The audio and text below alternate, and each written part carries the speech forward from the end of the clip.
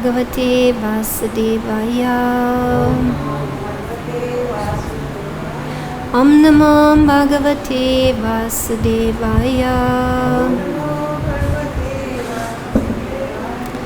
So today we continue our study of Sri Bhagavad-Gita, and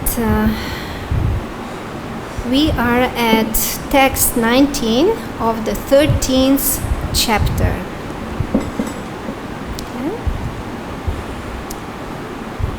Iti kshetram tata jnanam yeyam choktam samasataha madbhakta etat vigyaya madbhavayo papadyate. Iti kshetram tata jnanam yeyam choktam samasataha madbhakta etat vigyaya madbhavayo papadyate. Vaishnavas? Somebody else?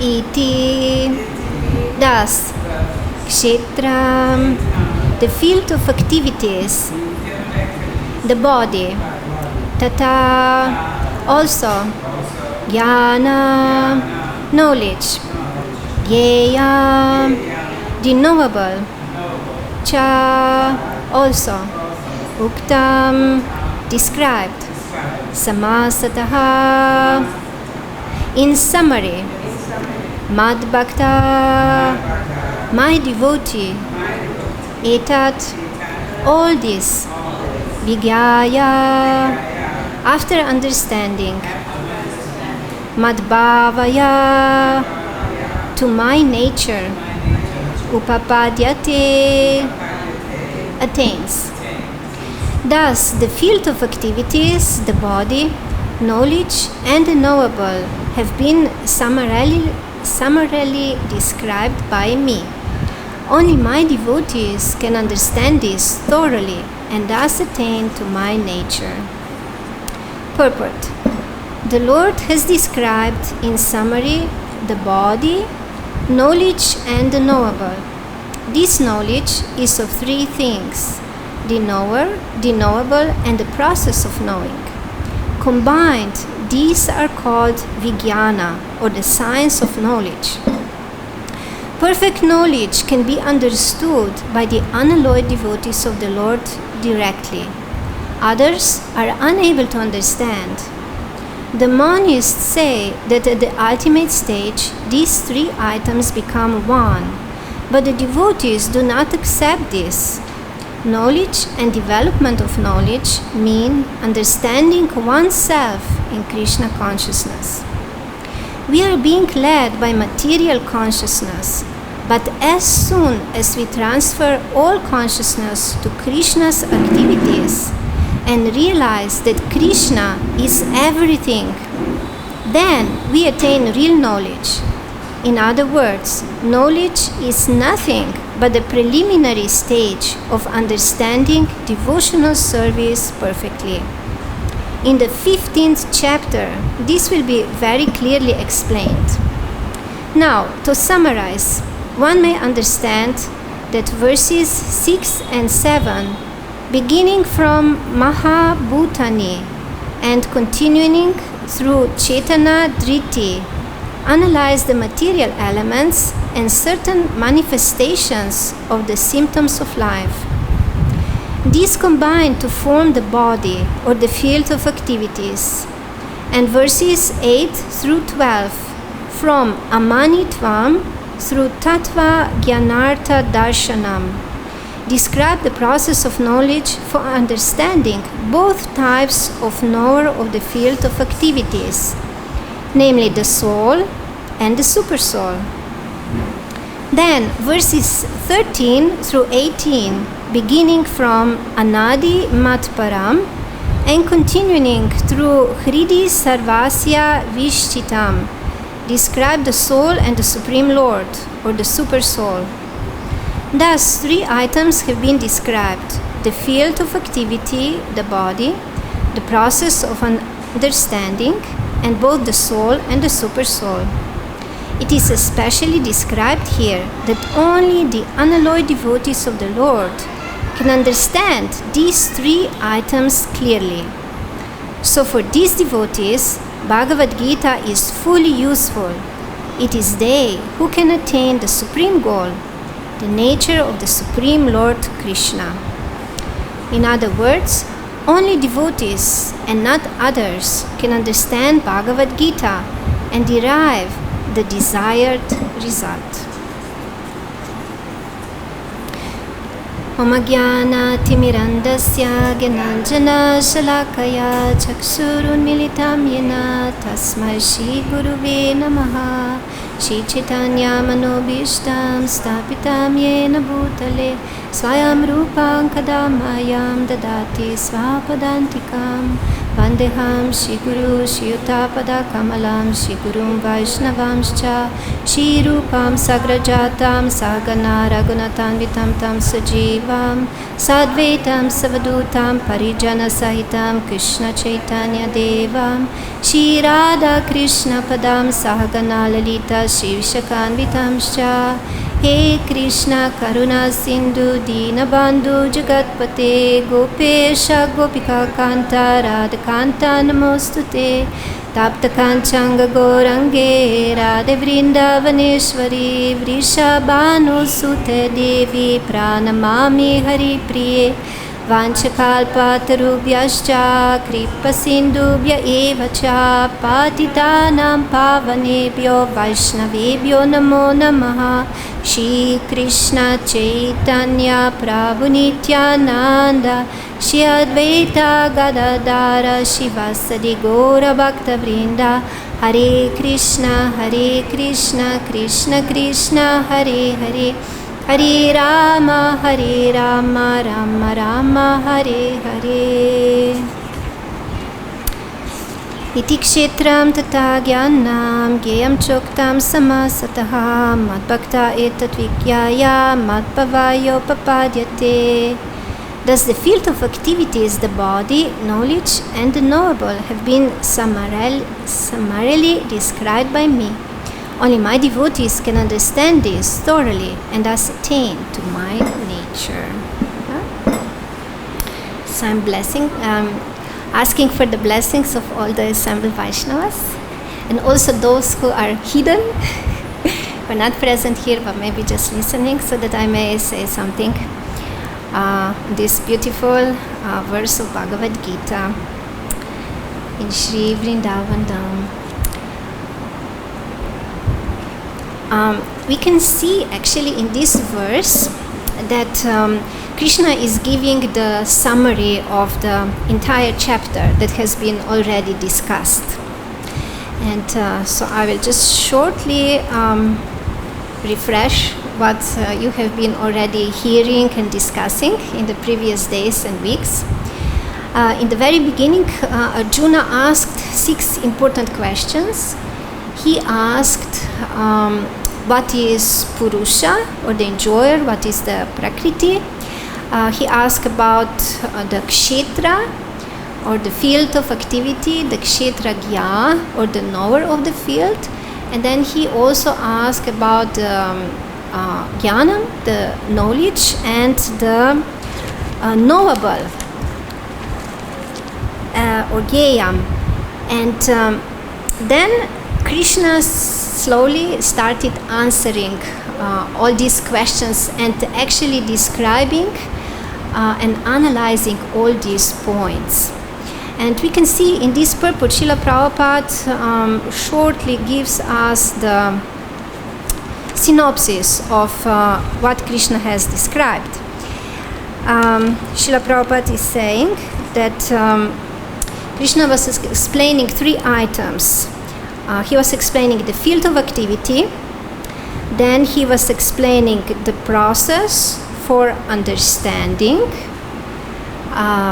the knowledge, or the knowable, and the knowable, or the object of knowledge.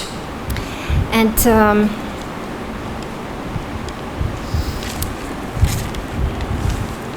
for those of you who have been studying this chapter and going through each verse separately, perhaps you had the impression that this is a very technical part of Bhagavad-Gita, like very philosophical, very technical, and perhaps even one may think, why do I need to study this? Why do I need to learn this? This is so theoretical. What really does this have to do with my life? What will I gain from knowing that there are 24 elements which constitute the field of activity, which is material body, and that these elements consist of the senses, the 10 material senses, senses for acquiring knowledge, and senses for acting, then from the 5 gross material elements, 3 subtle material elements, and then 5 objects of senses, and then even pradhana, which is the most difficult to understand of all. But we will stop a little bit at this pradhana because it's very, very important for us too. So if we do more analytical study of these verses, then we can actually gain some deeper insight as to why it is important for us to study this. Just from studying and understanding these 24 material elements, or the field of activity, which makes our material body, we can actually understand the reality of life. Well, this immediately becomes a little more interesting, isn't it? What is the reality of life? By studying these elements, we can actually understand what is real and what is not real. So, for example, I will give you one example which is very, very practical. And I have a personal realization of this, how it struck me when I was studying these particular 2 verses, 6 and 7. Srila Prabhupada says in purport that when he's describing everything in detail, so first he describes these elements, and then he goes farther and he says that besides these elements, there are the interactions. And he says, I have to read this to you because it's so amazing. He says, then there are desire, hatred, happiness, and distress, which are interactions, representations of the 5 great elements in the gross body. So what does this mean? Well, this actually means that the material emotions that we experience in our life and that we take so seriously. So seriously. And we often actually mold our life according to these material emotions that we experience, are nothing more but the interactions of the material elements of this gross material body. In other words, this has nothing really to do with us, the spiritual being. And yet, we mistaken these emotions to be the reality, and they completely affect us.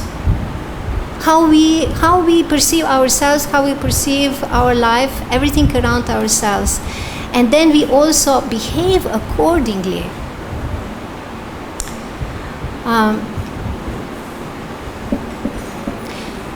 I remember in my own life so many times things have happened. Different things have happened in my life. And I experienced ups and downs, and my emotions were going also up and down. Sometimes those emotions became very, very strong, both positive and negative. And I took them very seriously. And sometimes I was thinking, oh no, this is the end of my life. My whole world is falling apart. If I will not survive this.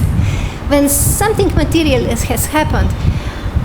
But little did I understand that the real cause for my experiencing these emotions was not the external happening in my life, but it was actually really connected with my physical body and all these interactions that were happening there. So this is, it's something that we can meditate on, that we can really meditate on. If again something happens that causes some really strong emotion in us, of course, if this is spiritual emotion, this is completely something else. But for those of us who are still conditioned, we will most probably experience some material emotions still, because of different attachments also that we have in this world. So then we can actually remember this knowledge, that this is actually, these feelings are not the reality. They are not the ultimate reality, but is only in connection with this body. Okay, so I gave one example, and then later we can go into more discussion if you would like about this. So, in short, if we will summarize what the reality really means, the reality really means to understand what is the matter, what is the soul, what is the super soul, and to understand all of these three in the proper perspective. So probably, which means what are the relationships that they have among each other.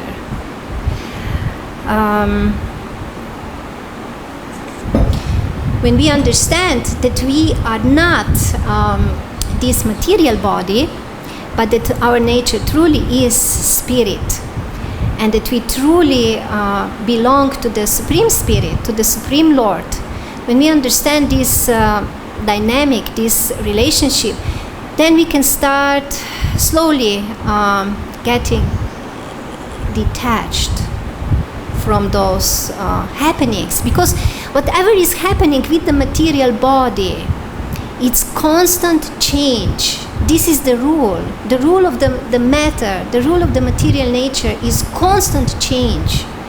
And our body is changing constantly, is changing during one day and is changing throughout our lives. And more attached we are to our body, more we will suffer because of these changes. But as we are getting this knowledge about how we are different from this body, then we can become detached. And we can actually not even experience suffering when the body goes through suffering condition. Because in actuality we are not the same as the body is. So then let's see the next item. The next item is the jnana, or the process of knowledge. Krishna describes this he gives this amazing analytical description of what true knowledge is. And this is again something really striking, because if we see in the material world, what does it mean to obtain knowledge? Usually our concept of gaining knowledge is to gather information, right? Especially academic knowledge for those who study. Gathering information, acquiring some theoretical understanding. But Krishna here completely changes this concept, like totally changes this concept. And the most amazing is that in this method for obtaining knowledge, this process of knowledge, if we analyze these elements, and I can read to you these elements just to refresh the memory.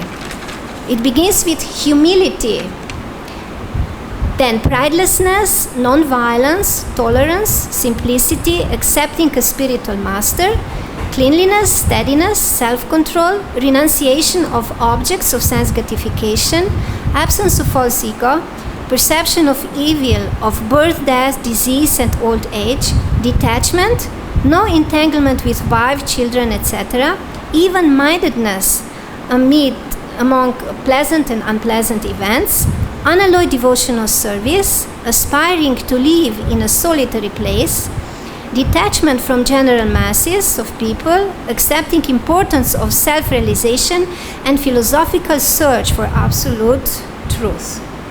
So we can see that these elements, these items actually refer to certain qualities and activities.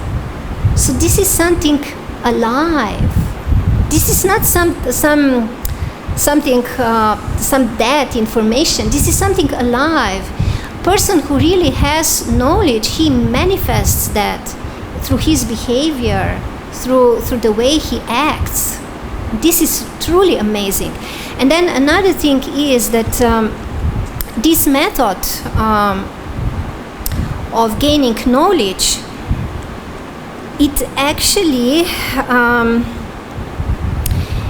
allows a person to acquire knowledge which goes beyond the limits of material body. Because so far in the material world, all knowledge that we can obtain is only within the limits of the matter. But this process of knowledge allows us to go beyond it, to go into unknown. And the result of obtaining this knowledge is that we can completely transcend this body. But of course, this is only the beginning stage, because we know that the full knowledge really culminates in Ananya Bhakti and in love of God. This is the fullest result of knowledge. So this is very, very fascinating and very, very inspiring. And again, now we may ask, okay, but by learning this, how does this practically affect my life? So again, if we understand what really constitutes knowledge, then we will be very careful to actually cultivate the saintly qualities. We will actually understand the importance of cultivating the saintly qualities, because only if we get these saintly qualities, the true knowledge will be revealed within our heart. That's just the way it is. And yes, it's important that we make conscious endeavor for this. So, and now if we look a little bit, we don't have enough time to go through all the details, but just here and there, I would like to point out several of the qualities which are very important. So the first quality on the list is humility. So this is the first quality of knowledge. So by this we can understand that the person who actually has some knowledge will manifest humility.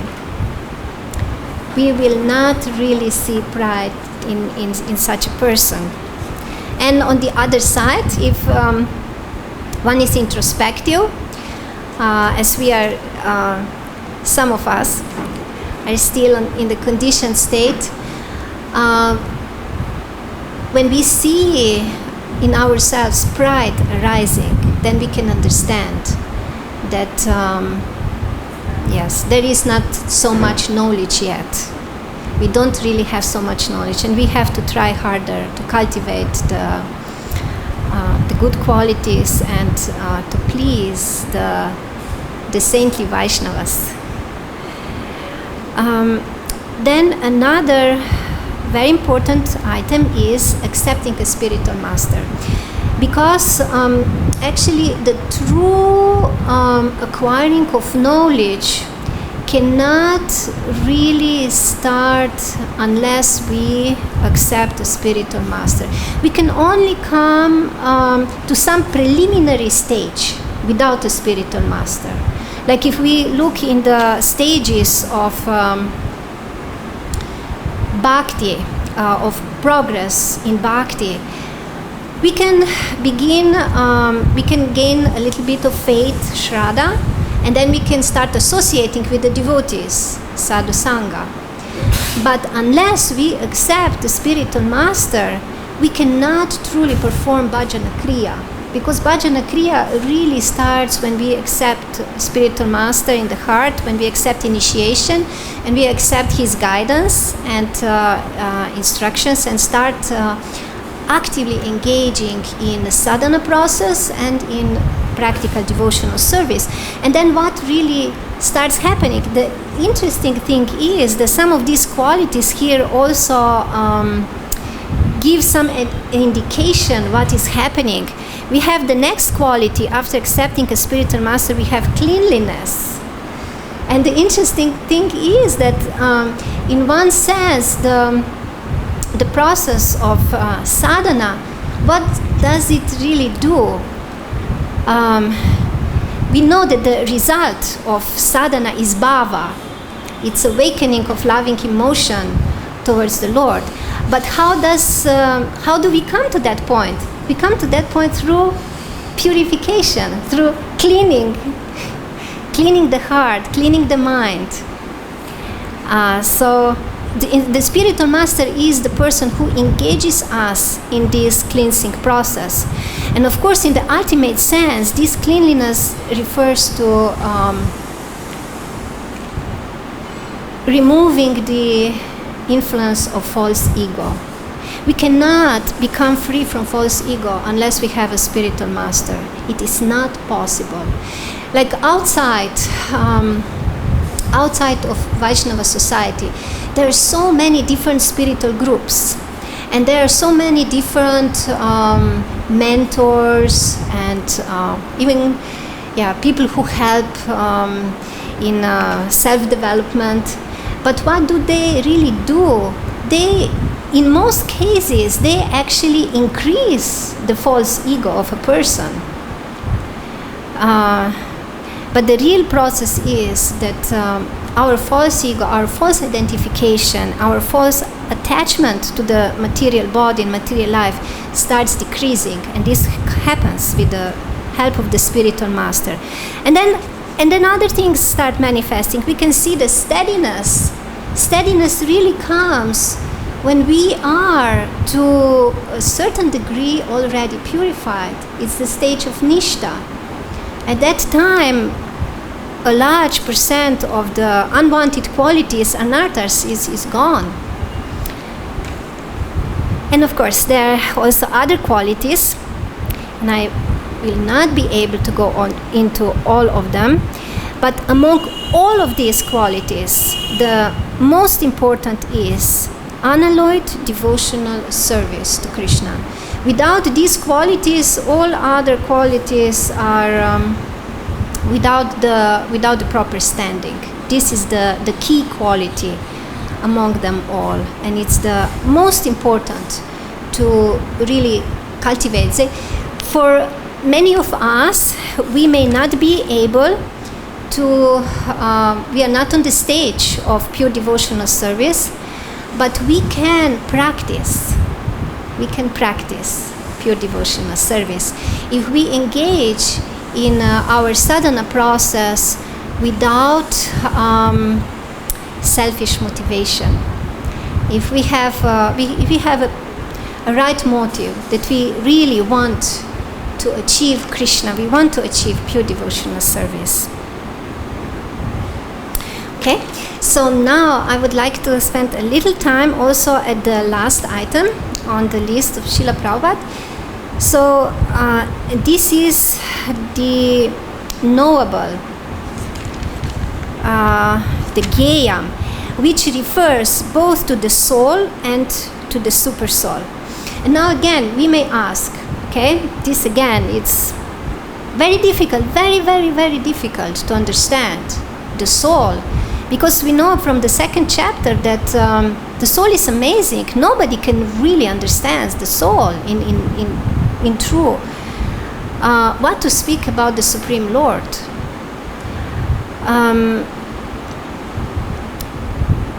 But the practical application, if we try to apply ourselves to understand this object of knowledge, the Supreme Lord and the soul, the practical application is that we will be able to relish the real nectar in life.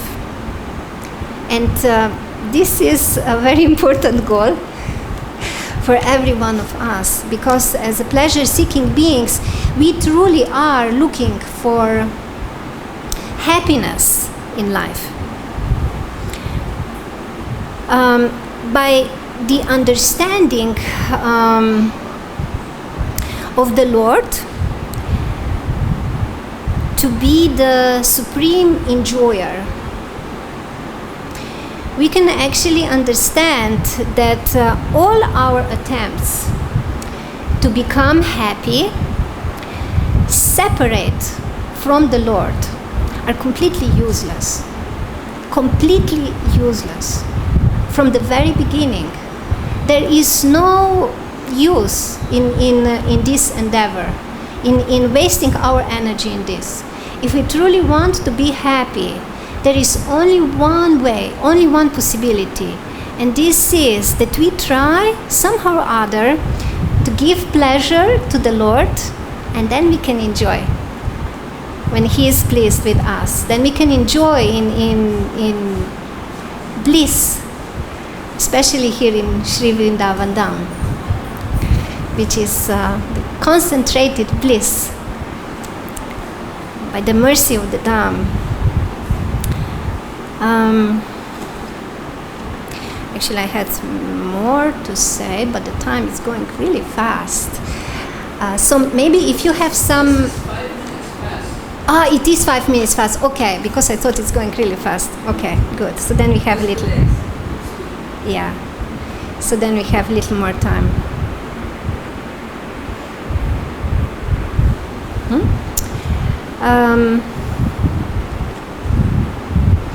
Yes, this is very important. I'm trying to, in this today's class, and also I hope we'll have some discussion afterwards. I'm hoping that we could bring this to the more practical level of application, because this philosophy is really meant for us to apply it in our own life and to live it, to live accordingly. Then our life can really transform. Otherwise, we will not really benefit if we just leave it somewhere on the theoretical plane. So, to knowing the Lord, we are now at this.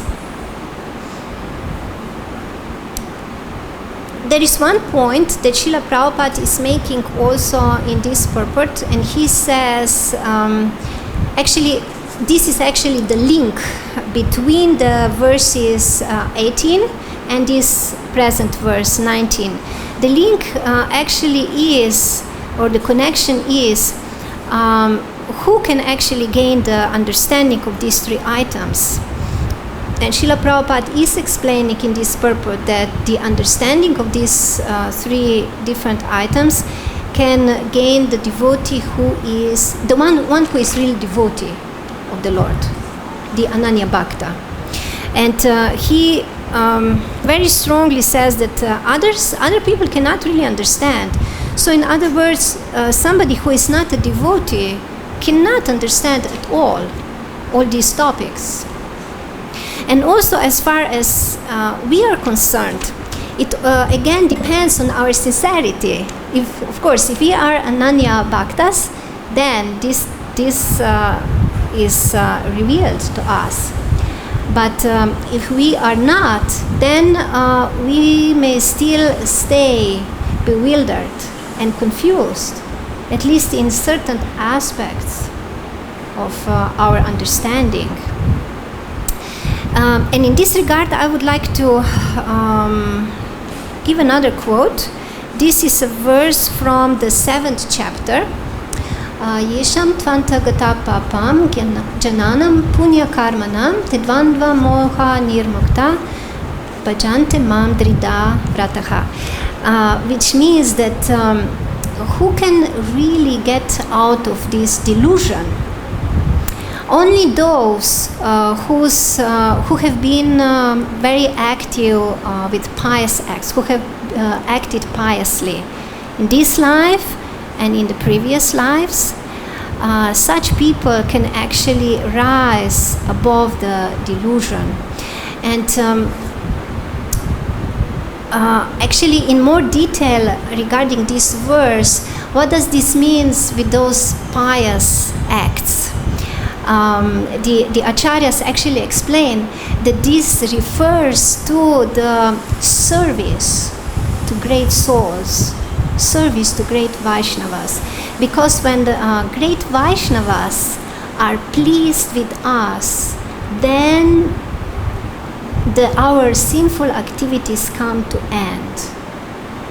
This is the key, and this is why we hear again and again and again that we have to serve the pure devotees. We have to please pure devotees. If pure devotees are pleased with us, then all the door open for us. And this is one. This verse gives one of the proofs. And then actually we can serve the Lord with full determination. And we can actually achieve the pure devotional service. So I will stop now because I would like some discussion.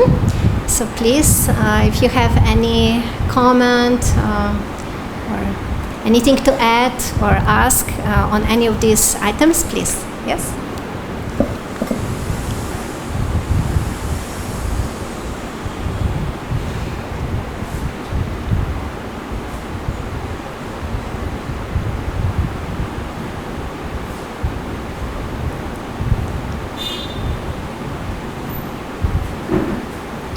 Hare Krishna. Thank you for nice class. Thank you. Apologies for being late. So, from the 12th chapter, Krishna described a lot about the qualities of devotees that he liked. And then here in the 13th chapter, with the qualities for acquiring knowledge, he also spent time describing these qualities. And Srila Prabhupada in the purport also is quoting from the Bhagavad-Gita that these qualities will arise by engagement in devotional service. So on one side, Krishna is telling these qualities because he wants us to put some effort into acquiring them. But on the other side, the scriptures also tell us that if we become a devotee, the qualities will appear automatically. So how is the balance affected? How much we endeavor to acquire qualities and how much we just wait for them to come? Thank you. That is, very good question for a discussion. Okay, what could I say here? I would say that it's like interchangeable. We have to put some effort on our part.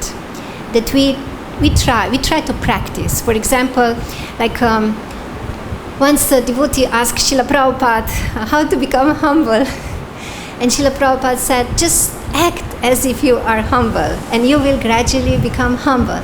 So it's if we really desire some of these wonderful qualities, and we see that we don't have these qualities because we are not yet purified, we may try consciously to practice. And of course, this is difficult. It's difficult for us. But it helps to put us in the right consciousness. It really helps to put us in the right consciousness. It actually really helps to to generate some genuine humility, because we realize how little do we have of these qualities.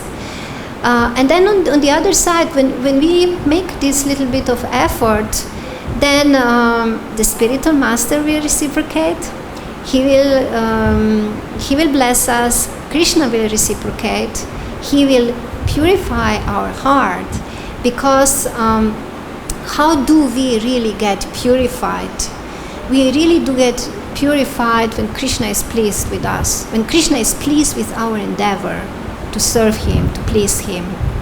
And it is pleasing to Him to try to cultivate these good qualities, although we do not have them yet. So, and I would like to invite other devotees, please, if you can add something.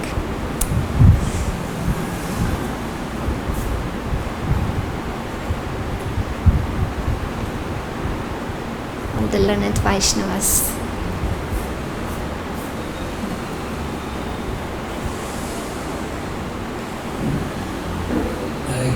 Hare Krishna. You said we have to surrender to the pure devotees. So nowadays it's very difficult to find a pure devotees, and what are the qualities of the pure devotee that we can find that is a pure devotee and we can surrender to him. Just like Srila Prabhupada was a pure devotee, many devotees surrendered to him, they got benefit. So after Prabhupada, where we can find the pure devotees whom we can surrender and they can take us back on back to God. Well, this is a question.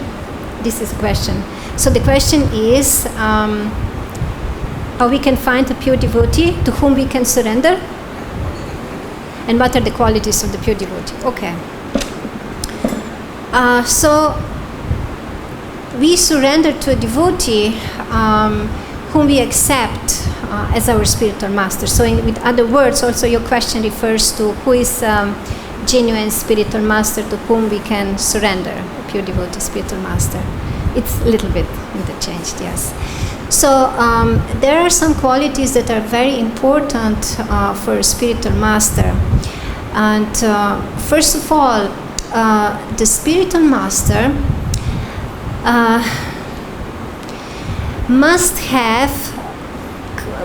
come in a genuine sampradaya, which means spiritual master or a pure devotee is not somebody who is just self-made, but he has to have a genuine spiritual master, and he has to be surrendered to his guru. So this is the first quality that we have to look when we are looking for a spiritual master. And then so this could refer to samipami, which means that such a pure devotee who is qualified for a spiritual master, he is very humble, and he is first of all a disciple of his guru. He surrendered to him, he listens to him, he does not deviate from his instructions. Then the next quality is shortram, which means that he has to hear, he has to have heard properly from his spiritual master, which basically means that he has to have knowledge. He must have really obtained true knowledge from his spiritual master by hearing and properly applying it in his life, and by serving his guru, which actually then helps him to realize this knowledge which he has heard. And then the third, some people said this is the second, is Brahmanishtam, which means that he has to be fixed in this knowledge. What does it mean to be fixed in this knowledge? To be fixed in this knowledge means that he is really absorbed in Brahman. Brahman meaning the spirit, it really means Krishna. He has to be absorbed in Krishna. He has to be absorbed in service to Krishna, service to his spiritual master, pleasing Krishna, pleasing his spiritual master. And at the same time, he is detached from matter. He is detached from material life. He is detached from material enjoyment. So these are some of the most important qualities that Srila Prabhupada usually cited whenever he was asked who is qualified to be a spiritual master. But of course, we could also add to those qualities, because there are more. Have one question? I want to Yeah. say, just like Prabhupada said, whatever I am giving you, that's everything in my books. Prabhupada books are everything. We have to understand it. And whatever he gave us, he said you do not add anything. Whatever he will give you, just practice that one. And if you practice that one, that is sufficient. But sometimes we see many of them, they are adding something and they are whimsically doing so many things and so many diplomacy, and this thing is going on. So sometimes we get confused. Whatever Prabhupada said, we are not following him. We are glorifying Prabhupada. You also glorify Prabhupada. But the instruction what he has given, sometimes we don't follow his instruction. He said, do not add, then why we adding? You will be just like a postman, just deliver the letter. But we open the letter and we write something inside and add and just do this one. So this is the point I want to make. So it is very difficult sometimes to understand what we have to do. Krishna says, Sarva Dharman Parityaja Mamekam Saranam Rajyukam Tam Sarvabhyo Mokshasami. Upon all parents of religion, just write to me. When Krishna says he's just write to me, then why we are wondering here and there to find out something, different things, what Sri Goswami said, what Mahaprabhu said, what different type of acharyas have said. Why we have to wonder in so many things when we understand Krishna says just surrender to me, then why don't we listen to Krishna and we listen to so many other things and we divert our mind here and there. So this was your comment? Yeah, you certainly agree with what you said, yeah.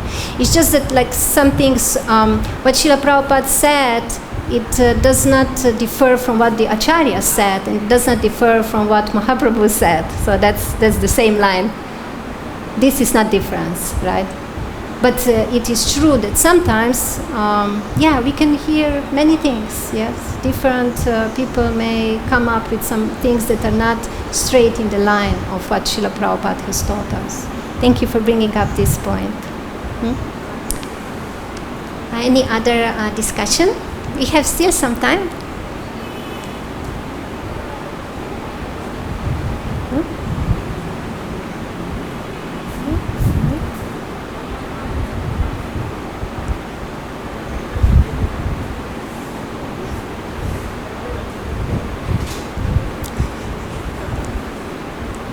Okay. So thank you for your attention. Srimad Bhagavad-Gita ki jai, Srila Prabhupada ki jai.